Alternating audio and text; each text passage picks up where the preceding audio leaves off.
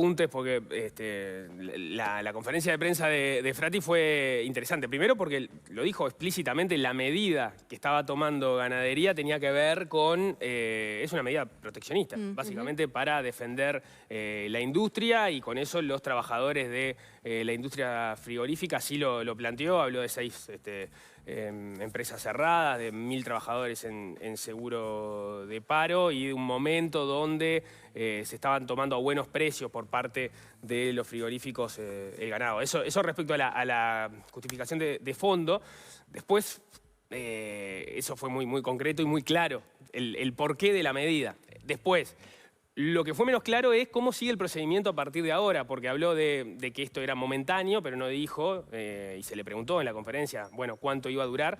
Y además, también aclaró que esto no es una decisión que vaya a terminar tomando el Ministerio de Ganadería, sino es algo que él lo va a trasladar al Ministerio de Economía y a Presidencia de la República.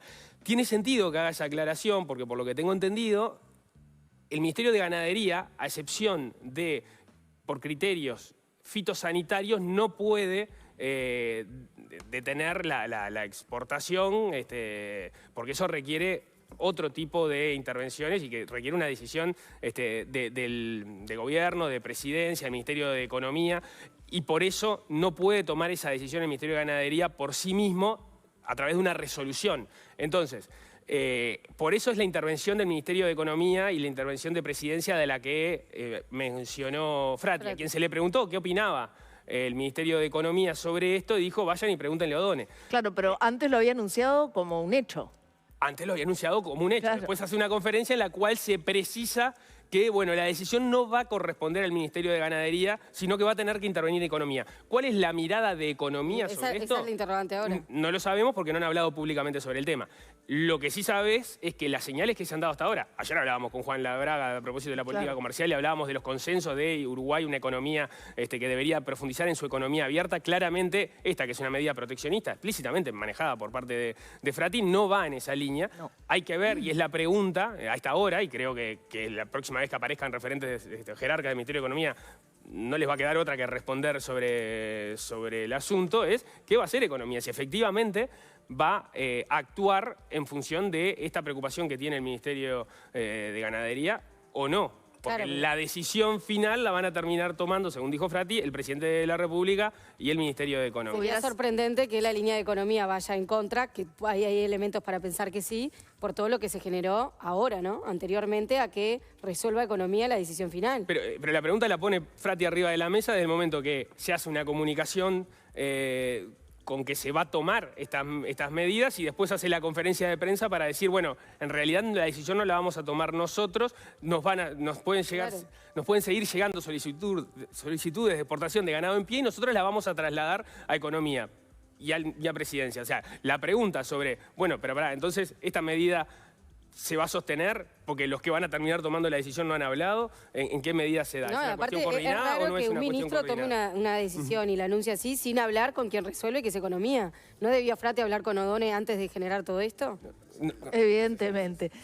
Se muere nuestro entrevistado, que ya está en la mesa, se muere por ganas de hablar del tema, así que vamos a darle la palabra al intendente de Rocha, Alejo Umpierres, con quien ya les habíamos comentado, asumió la semana pasada, tiene algunas propuestas de infraestructura, un ambicioso plan de obras para el departamento y algunas cuestiones más políticas que vamos a conversar con él. Ya le damos la bienvenida, pero además como estaba queriendo hablar de este tema, bienvenido Alejo Umpierres, y bueno, ya estábamos charlando. ¿Cuál es cómo ves todo esto que ha pasado? Muy buenos días, Victoria. Bienvenido. Buenos días, Buen día. Ana. Buenos días, Nico. No, es una medida, es de locos porque se pretende tomar una medida sin conocimiento del presidente de la República, sin articulación de Economía. Y yo quiero cambiar el giro de lo que dice Nicolás, porque a veces las palabras le dan una connotación afectiva a las cosas. La palabra proteccionismo suena como con algo positivo, como que estás ayudando a proteger a alguien. En realidad es un subsidio a la industria frigorífica. La industria frigorífica, si quiere, puede conseguir el ganado compitiendo con precios. Esa es la realidad, porque nadie sale a darle al productor dinero extra cuando los precios caen. Entonces la intervención se produce cuando el precio sube y no cuando el precio cae. Además, porque a veces desde la ciudad no se comprende bien la realidad, Hay 45.000 productores rurales atrás y no son latifundistas. Hay toda una cadena de pequeños productores que el sector más débil de la cadena es el criador. Porque el criador, cuando su ternero nace, o el proceso de gestación comienza, no sabe cuál va a ser el precio futuro cuando nace el ternero casi un año después. Entonces, esto apuesta a deprimir todo el valor de la cadena. Supuestamente es para los animales a faena. ¿Sabe cuánto significan si estas cifras se proyectaran en un año? 40.000 cabezas. Sobre 2.200.000 cabezas que faena el Uruguay. Es una semana de las 52 de faena del Uruguay. Ahora, el momentáneamente, ¿cuánto tiempo es? Es muy difuso. Las autorizaciones vamos a tener que tramitarlas con nombre y apellido. O sea, el presidente de la República y el ministro de Economía van a firmar con nombre y apellido, a ti sí, a ti no. ¿Cuál es el criterio? Entonces yo creo que entramos en un proceso complejo, porque aparte la gente estos pocos animales del mundo que se exportan en pie, en realidad esto es un proceso que comienza mucho tiempo antes. O sea, ya hay gente que tiene animales hace 3, 4 meses comprados, esperando todo un proceso futuro de engorde, con grano, con inversión hecha, con campos arrendados, con mano de obra. Pero ese sería en todo caso la punta de la cadena. A mí me preocupa la base de la cadena, que son los criadores, que es el sector más débil del mundo rural. La gente que son los pequeños productores que hacen el laburo que después hace el invernador, que es terminarlo, para después mandarlo a la faena y a la industria frigorífica.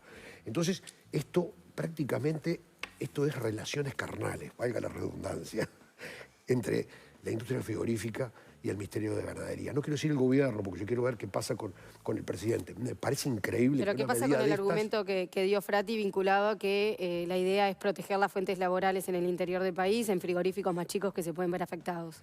La industria frigorífica siempre ha tenido mecanismos diversos.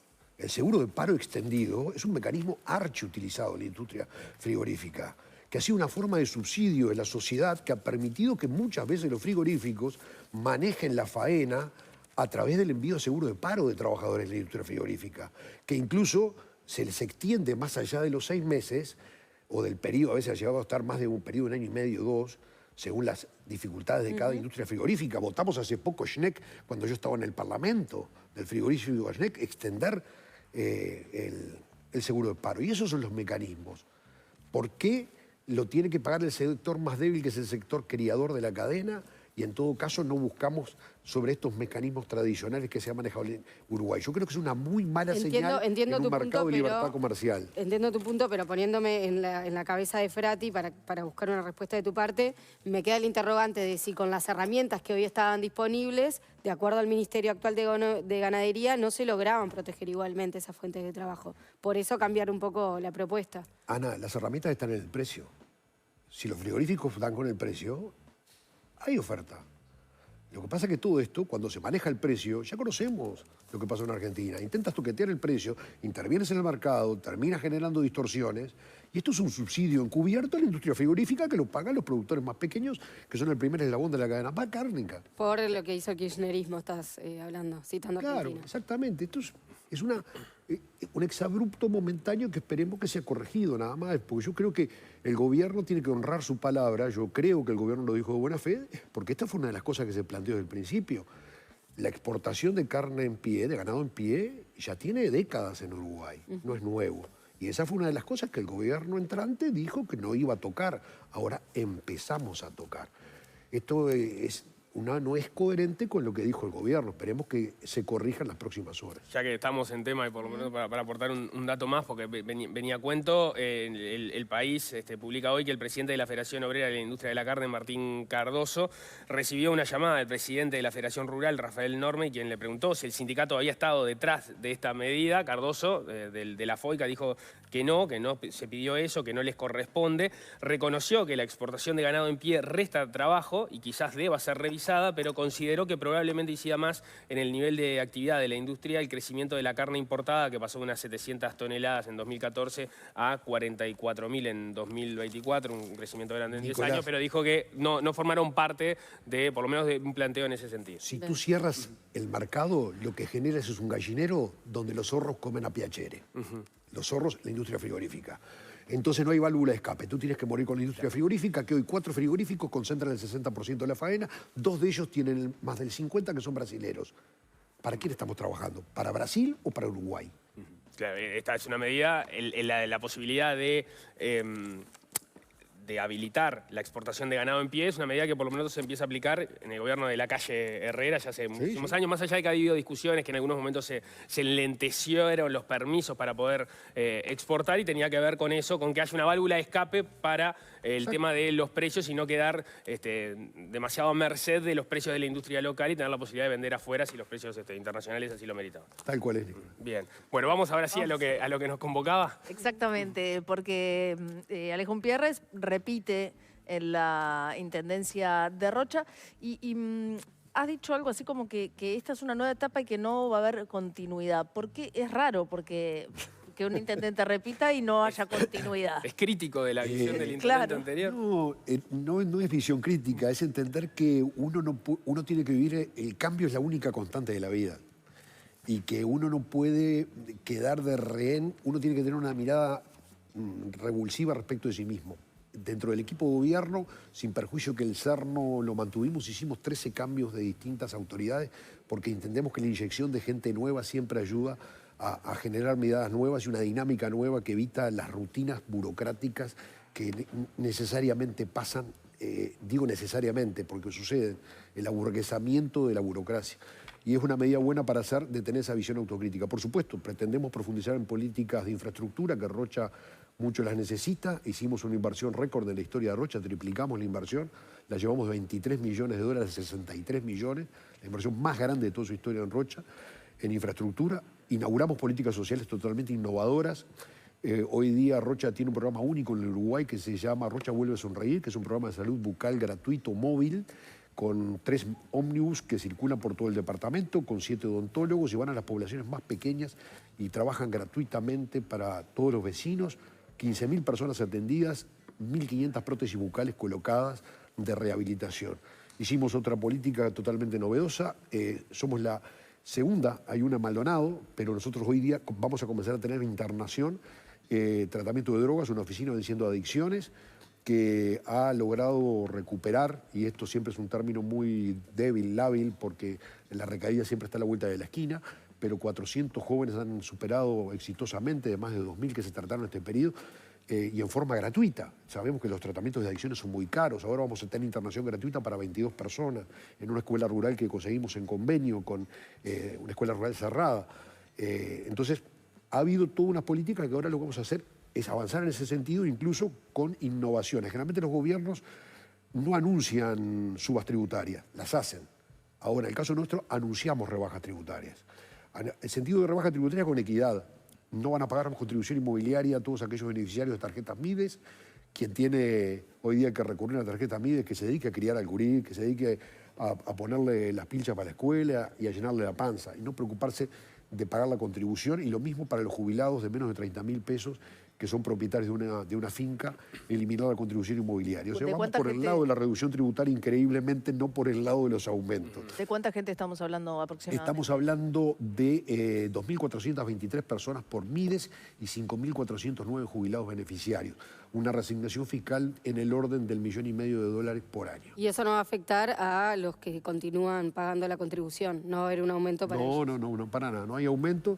Esto simplemente lo que va a hacer es priorizar, obviamente, esto creemos que llega directo al bolsillo de la gente, quizás hagamos un poco menos de asfalto, pero vamos a tener un poco más de mejor calidad de vida de los contribuyentes menos pudientes de la sociedad. ¿No afecta, perdón, las rentas generales de la Intendencia o están dispuestos a resignar? Estamos dispuestos, más de hecho ya hicimos varias resignaciones que las hemos mantenido para tratar de favorecer el comercio y eso ayudó a que Rocha bajara sus índices de desempleo en los últimos años. Quitamos habilitaciones comerciales para apoyar nuevos emprendimientos. Rocha creció más de 2.500 inscripciones en este periodo de nuevos comercios, de emprendimientos comerciales. No hay que pagar más habilitación comercial en la Intendencia, no hay que pagar más higiene ambiental, que han sido resignaciones fiscales que fueron acompañando la inversión más alta de la historia. Lo que ha habido es mucho orden administrativo, una política de recuperación de pasivos que antes no existía, tercerizamos la recuperación de pasivos y eso ha permitido que ingresen anualmente más de $3 millones por recuperación de morosidad pasada. Y esto obviamente, además de una captación de nuevos contribuyentes, como hicimos una campaña muy fuerte de reempadronamientos, metimos más de 5.000 vehículos, que nos significó un aumento también en la recaudación. Hicimos una amnistía muy grande al principio que recuperamos. Había habido una presión tributaria incrementada de más del 63% en los años anteriores, que había generado mucha morosidad. Hicimos una amplia amnistía que generó recuperar más de 5.000 contribuyentes que pasaron a ser contribuyentes. En realidad, antes estaban fuera del circuito de pago y eso ha ayudado a las arcas municipales. Y en ese sentido, ¿cómo están las arcas municipales? No, bien, estamos equilibrados. Nosotros somos de la teoría de que el dinero de la gente tiene que estar en la calle. El dinero de la gente tiene que estar en obras. A mí no me interesa tener una cuenta bancaria de 10, 15, 20 millones de dólares. A mí me interesa tener, como siempre decimos, muchachos, un colchón de pago de salarios y después, si nos sobrara dinero para infraestructura, digamos que no tuviéramos necesidad de infraestructura, Rocha es un departamento muy carente, que ha tenido mucho rezago y por eso hicimos esta inversión histórica récord. Ya que estamos hablando de infraestructura y esas cuestiones, en Rocha, en la costa de Rocha, siempre está sobre la mesa el tema de, bueno, demoliciones de construcciones irregulares. Ha pasado en Punta del Diablo, ha pasado en Cabo Polonio. ¿En qué situación está ahora el departamento en ese sentido? ¿Sigue habiendo construcciones irregulares? ¿Se va a seguir con las demoliciones o tienen alguna otra propuesta? Rocha siempre pareció ser una suerte de tierra de nadie. Nosotros lanzamos un mensaje muy claro cuando llegamos al gobierno de que se acababa el tierra de nadie. Hemos hecho más de 200 demoliciones. Ahora se están terminando contra el manual político. Días antes de las elecciones tiramos 53 viviendas irregulares en un asentamiento irregular en un balneario Garzón, cerca de la frontera con Maldonado, y vamos a seguir esa línea. ¿Y qué pasó con esa gente? No vivían. No eran residentes. No era población vulnerable. No era población, claro, no era población vulnerable. Era un cúmulo de gente que había comprado a través de especuladores que habían hecho todo un mundo de construcciones irregulares en un fraccionamiento fantasma. Esa es la realidad. Y ahí desde el punto de vista ya hasta penal, ¿cómo se sigue el tema? Y bueno, nosotros hicimos lo que correspondía en vía administrativa. En la realidad, los que tienen los derechos son los titulares del predio. Pero muchas veces como son sucesiones, y esto se sabe porque hay escribanos, hay toda una turma de profesionales que esto no es solamente de improvisados, acá hay gente que son profesionales en la materia. Bien, ya que estábamos por el lado de las costas, había un tema que había sido inicio de discusión en el inicio del primer periodo de Alejo Umpiarres, que tenía que ver con la posibilidad de un hotel 5 estrellas en Rocha. ¿Cómo ha avanzado eso o cómo ha cambiado sus expectativas en relación a ese tema? Hicimos todo el proceso en el periodo más embromado de la historia del mundo en materia de turístico, ¿no? Rocha tiene un destino manifiesto con hotelería de alta calidad. Un 5 estrellas no es una torre como el Enjoy. En todo caso, para Rocha, con perfil Rocha, sería un hotel boutique. Hubo 3 interesados en el llamado que hicimos. No nos dieron las certezas de seriedad en la inversión y no queríamos especuladores que salieran por el mundo con un permiso a vender, eventualmente un permiso. Preferimos desecharlos. Después estuvimos a punto de cerrar con un importante grupo hotelero de Uruguay que tiene en Punta del Este más de 6.000 camas. Estuvimos al borde, eran operadores turísticos, no de casino. Era un arreglo, son argentinos y los propietarios, con un grupo de casinos argentinos también, y la devaluación argentina en su momento, la asunción de Milei, frustró todo esto y quedamos en agua de borrajas y en la dulce espera. Hicimos todo lo que teníamos que hacer, no fructificó. Por ahora no vamos a insistir. No le van a seguir poniendo energías a eso. No es que no le pongamos energía, atentos, pero no la energía central.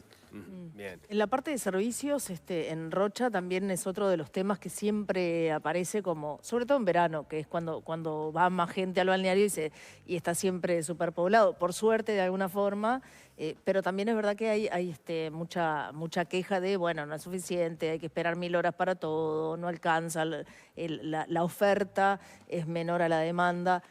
¿Hay algún plan en ese sentido? Esto es un tema que tenemos que irlo superando porque de alguna manera viene con una matriz cultural prácticamente, ¿no? Y obviamente que estamos trabajando fuertemente con la Corporación de Rochense de Turismo, que es una entidad público-privada con todos los operadores del mundo turístico, tratando de mejorar la calidad de tus ofrecimientos. Incluso ahora tenemos paquetes de otoño y paquetes de primavera, además de la temporada, el Escápate a Rocha que se llama.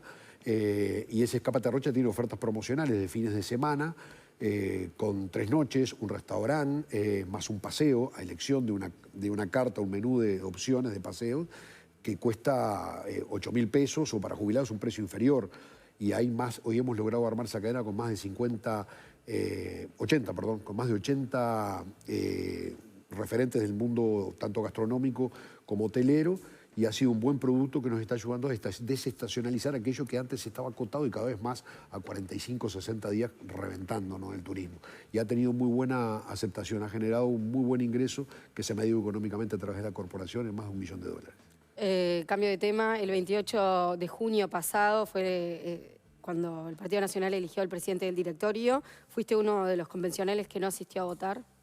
¿Por qué tomaste esa decisión? Ana, no asistimos a votar porque no estábamos de acuerdo. Y yo tengo un especial afecto por Álvaro, a quien aprecio mucho, y creí que si no iba a ser bueno, porque no me gusta quedarme callado. Entonces preferí quedarme en casa, con todos los convencionales de Rocha. Bueno? Porque yo entendí Aclaremos que no asististe tú y ni tampoco los convencionales. ninguno de los convencionales de Aire Fresco de Rocha. No lo hicimos porque entendíamos que la presidencia del partido tenía que ser, no digo alguien independiente, sino suprasectorial. No podemos meter al partido en una cuestión sectorial de a ver quién tiene más peso, quién le quiebra mano al otro. El partido tiene que ser una unidad. Nosotros habíamos propuesto algún nombre de un exintendente de Fuste, como Antía, como el Cacho Vidalín, eventualmente como Tufi Lafluf, gente que ya cruzó el Rubicón, que ya está en una etapa política que va a pensar en clave de partido y no sectorial. Porque si no entramos en una cuestión de pujas internas, y hoy día el partido tiene una realidad que tiene que ser las espaldas del futuro presidente de la República, esperemos, Luis Lacalle Pou. Y para eso, para liderar un proceso de coalición nuevamente, eventualmente, que hay que construirlo, a este proceso nuevamente, tiene que haber un partido unido detrás. Todos postulamos lo mismo, yo creo, pero de todas maneras creo que lo bueno hubiera sido un presidente independiente y no digo suprasectorial, en ese estado de más allá, en ese estado de tener la capacidad, además de mirar al partido desde donde está el 75% de sus votos, que es en el interior. ¿Y hablaste con Delgado antes? ¿Le avisaste que no ibas a ir? Naturalmente, sí, yo soy amigo de Álvaro, y las cosas se hablan de frente en política, nunca se hablan por la espalda. Y cuando decís que no fuiste porque no te ibas a querer quedar callado, ahí jugaba el tema de que en la convención no se podía, por estatutos, fundamentar el voto ni hablar más allá de votar. Claro, era una convención electora. Y yo creo que sin perjuicio de ello, estos son, temas que obviamente tiene que haber un proceso de autocrítica interna, que no se trata de encontrar culpables, sino de encontrar caminos de por qué pasó lo que pasó y no debía haber pasado. Hay un conjunto de blancos que todavía estamos muy dolidos y nos cuesta creer que un gobierno que terminó con el 56% no pueda estar en el gobierno y tengamos que estar viendo toda esta danza de cosas que estamos viendo hoy día, volver a hablar de la reforma de la seguridad social, un diálogo social cuando el diálogo ya lo tuvimos 4 años atrás, cuando hicimos después de la LUC, se armó toda una comisión asesora que debatimos todo. Vamos a estar debatiendo cada 5 años. Bueno, entonces, eso es lo que recomiendan, cosas, ¿no? Eso es lo que recomiendan las buenas prácticas para las reformas de la... No, pero las reformas no pueden ser hechas cada 5 años.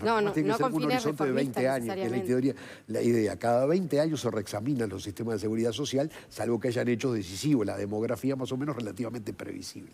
Pero me parece que, todas estas cosas, si hubiéramos capaz que tenido otra forma de trabajar políticamente rumbo a la campaña, se hubieran evitado. Hoy ya es pasado, hay que mirar para adelante, pero hay que también tener una mirada interna de estas cosas.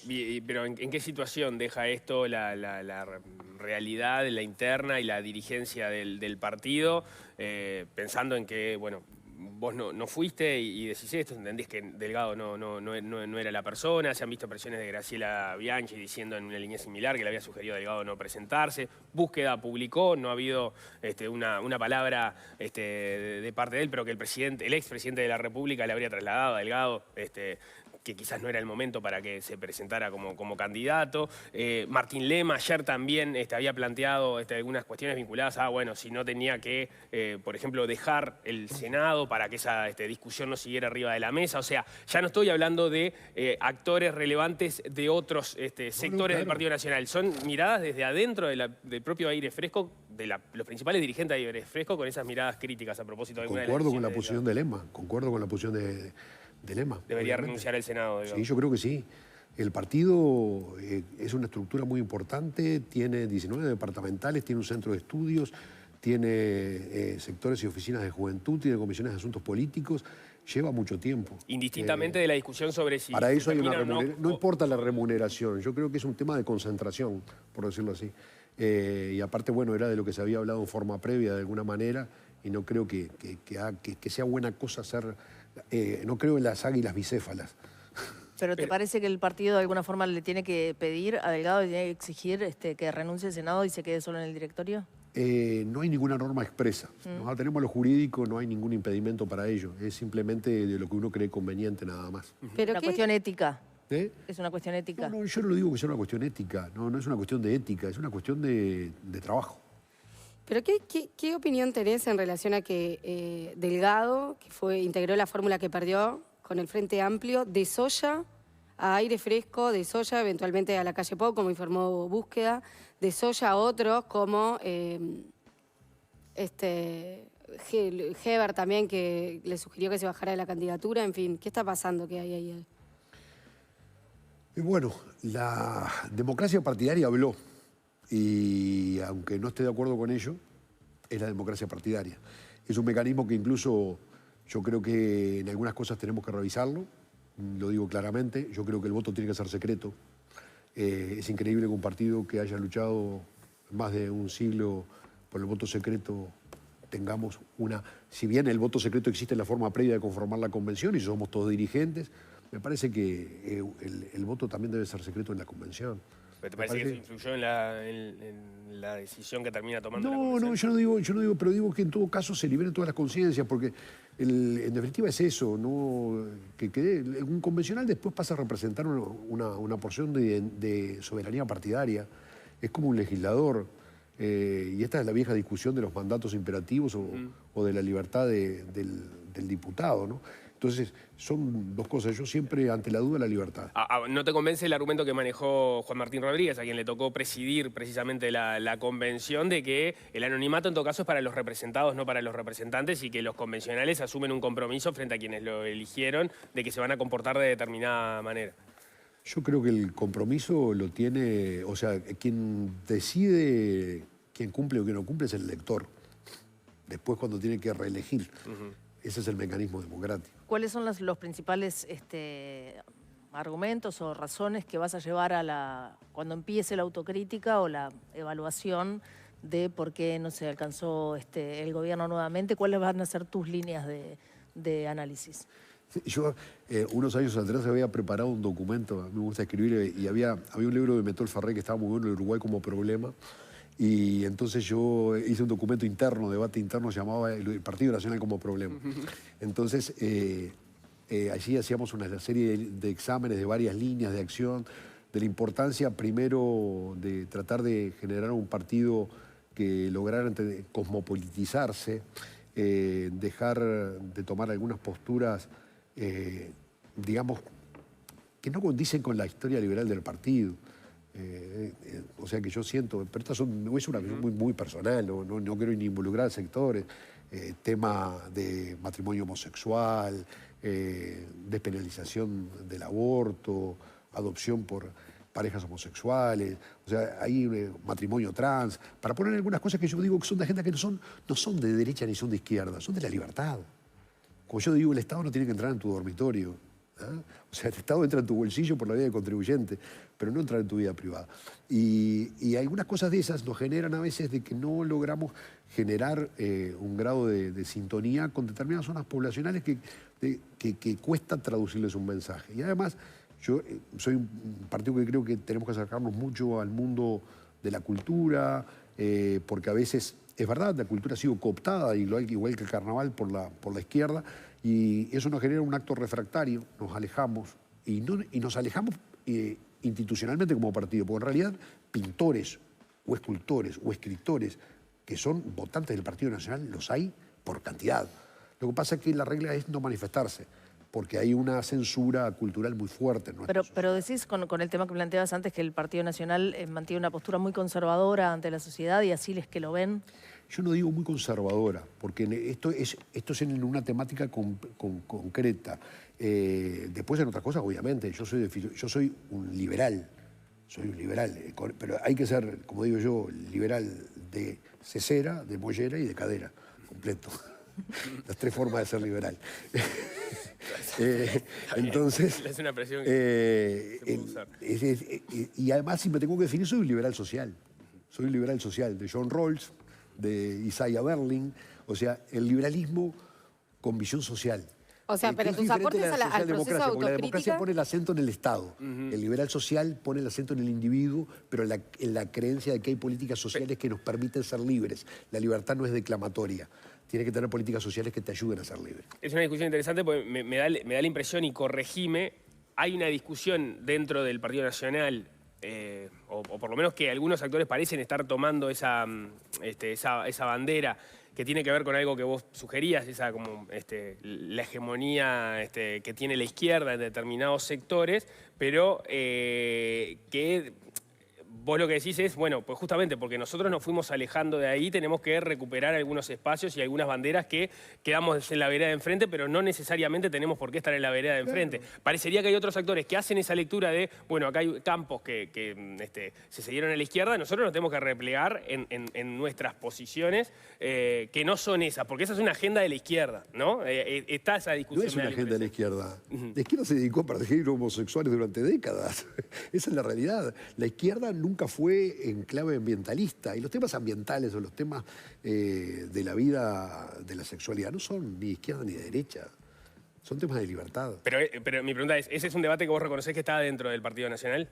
Sí, hay visiones obviamente diferentes en estos temas. Yo respeto, tengo queridísimos amigos, con los cuales discrepo frontalmente y lo charlamos sin mengua del afecto. Pero como siempre digo, son parte de cuestiones de un todo.